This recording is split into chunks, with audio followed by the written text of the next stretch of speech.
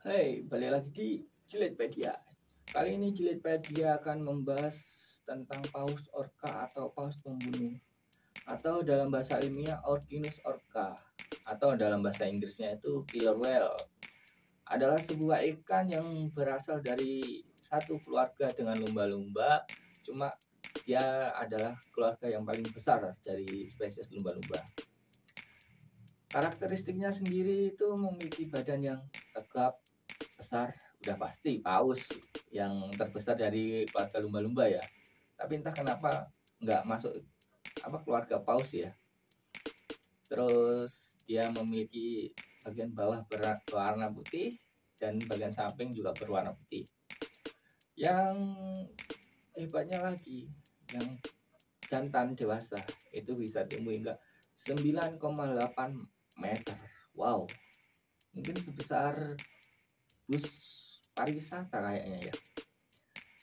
Dan dia adalah salah satu ikan yang tercepat di lautan karena dengan beratnya yang segitu, bobotnya yang segitu, besarnya segitu, dia mampu berenang hingga 55 km per jam.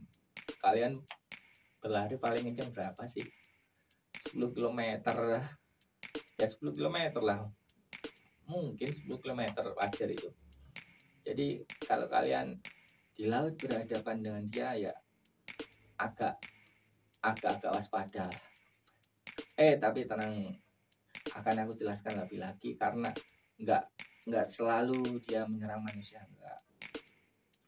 Kita awali dulu dari kelompok. Kelompok paus ini terdiri dari 100 ekor bahkan lebih. Yang kelompoknya itu biasa disebut dengan pod.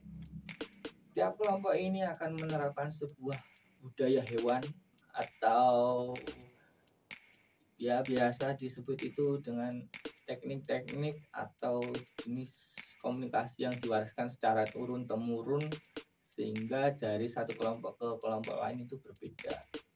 Paus ini sendiri itu akan bergantung penuh hidupnya pada kelompok. Mulai dari dia dilahirkan hingga dia mati, dia akan tetap berada dalam satu kelompok. Sehingga ketika paus ini terpisah dengan rombongannya, ya mau nggak mau dilepas pun kembali ke alam bebas. Kalau nggak ada kawanannya atau satu kelompoknya itu kemungkinan besar dia bakalan mati. Dan paus ini sendiri akan menerapkan sistem perburuan yang sangat-sangat unik. Terbukti ketika makanan-makanan kecil atau ikan-ikan kecil atau anjing laut itu udah menipis stoknya di daerah itu, mereka akan memburu hewan-hewan lain yang lebih besar. Seperti contohnya ikan hiu putih. Dan unik-uniknya di sini mereka akan menerapkan berbagai strategi untuk memburunya. Dan ketika berhasil, mereka akan menurunkan atau mewariskan ke anak-anaknya. Bukan hanya itu, cara mereka berkomunikasi dengan frekuensi tertentu saja juga diwariskan ke anaknya, karena itu adalah sebuah kewajiban dalam kelompok mereka ya. Kan nggak mungkin juga berada dalam satu kelompok nggak bisa komunikasi, asingkan ya. Dan paus ini sendiri adalah sebuah hewan yang daya adaptasinya itu sangat tinggi, atau bisa dibilang dia ini adalah salah satu hewan yang kosmopolitan. Terbukti dia bisa hidup di laut Arktik, laut Antartika, bahkan laut tropis seperti Indonesia. Wow. Jadi dimana-mana pun dia ada ya. Tapi untungnya dia bergerombol, jadi kita tahu lah, oh itu ada gerombolan paus. Jadi jangan mendekat lah.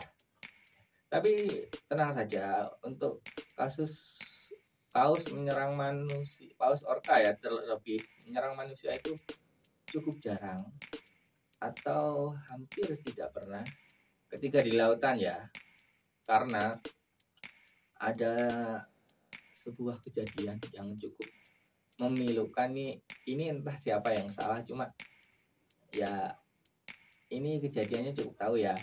Ini ada sebuah paus bernama Cilicum di SeaWorld Orlando. Dia menenggelamkan pelatihnya tanpa ampun karena dia stres berada di kolam sempit. Ya, jangankan paus, orang pun berada di ruangan sempit atau circle sempit itu pun nggak mungkin bisa, kecuali orang introvert ya. Dan untuk yang di alam bebas itu cukup jarang catatannya menyerang manusia. Terbukti dia pernah menolong satu keluarga dari serangan hiu putih. Satu keluarga dari serangan hiu putih. Ikan paus ini biasanya memburu hiu putih. Ini mungkin bisa jadi sebuah kebetulan, bukan niat menolong tapi niat memangsa hiu putih kayaknya ya, mungkin. Dan bukan sampai di situ saja, mereka pernah menolong kapal ilmuwan yang terseret arus cukup jauh mendekat ke daratan. Sebetulnya baik atau buruk ini? Menurut kalian gimana? Tolong komen. Ya, aku rasa cukup sekian dulu pengetahuan tentang paus. Kalian ingin aku membahas apa lagi? Tolong komen ya. Komen, like, and share biar ya semua lebih hati-hati lah. Karena kan nggak semua hewan itu bisa kita dekati, bisa kita ajak bercanda, kan kadang ada yang kita nggak tahu gitu ya. Ya, aku rasa cukup sekian. Jilikpedia pamit. See you.